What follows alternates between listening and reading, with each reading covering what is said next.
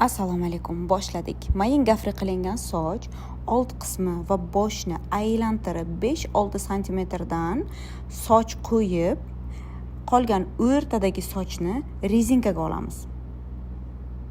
Videoda ko'rsatilganday atroflarini qo'yib, sekin rezinkaga olamiz. Sochni quloqdan quloqqacha bo'lgan masofasini ajratib olamiz. Qolgan barcha orqadagi sochlarni jingalak qilib chiqamiz. Soch o'rtacha uzun yoki karegacha bo'lgan barcha sochlarda bu o'xshaydi. Asosiysi tepa qismi uzunroq bo'lsa bo'ldi. Sochlarni shipchikka olib chiqaman. Oynaga qaratib, klientning xohishiga qarab, old qismi farqqa ajratib olinadi. Keyin kichkina yuz oldiga tushadigan sochlarni birma-bir oldin jingalak qilib chiqamiz. Videoda ko'rsatilganda birma-bir jingalak qilib olaman.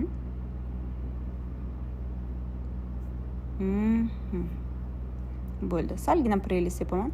Endi orqa qismi, sochning orqa qismiga gubka qo'yamiz. Shinyon, gubka nima deyiladi, farqi yo'q.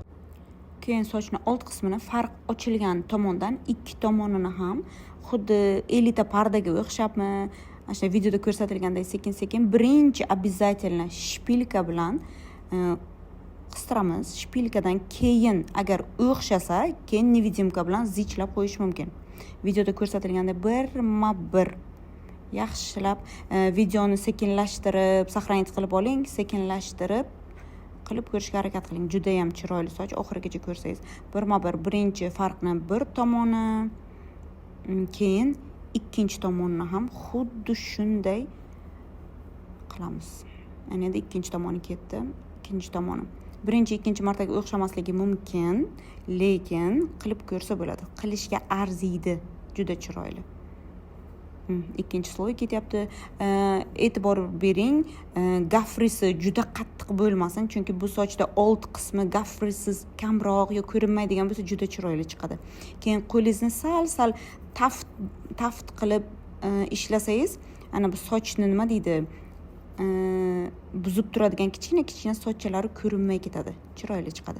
Birma-bir sloylarni qildik. Ana ikki tomondagi sloyi sochni 3 yoki 4 taga bo'lish, 4 bo'lak bo'lishi mumkin. Undan ko'p bo'lsa ham bo'ladi, lekin asosiysi 3-4 bo'lak bo'ladi. Orqa qismini ham birma-bir shunaqa elitachada qilib chiqdim. Ana hamma ikki tomoni ham tayyor bo'lgach, endi orqadagi jingalak sochlarni taxlashga o'tamiz. Kim qanday xohlaydi, farqi yo'q.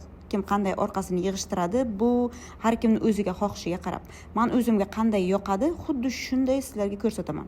Ana e'tibor bering, nevidimkani crest holda uryapman. Nima uchun? Qancha klient o'ynasa ham, qancha kiyim kiysa ham buzilmaydi. Birma-bir ana jingalak orqani yig'ishtirib chiqdim, qo'limni taft bilan ishlayapman. Birma-bir o'zim xohlagandek yig'ishtirib chiqyapman. Ko'p kishi aytadi, siz faqat videoda old qismini qo'ygansiz, klientning yuz tomonini qo'ygansiz, sochning orqasi qanaqa bo'ladi, kichkina bo'ladi, katta bo'ladimi? Yo'q. Juda chiroyli katta ob'yom bo'ladi. Birma-bir o'zingizga yoqqan texnikada orqasini yig'ishtirishingiz mumkin.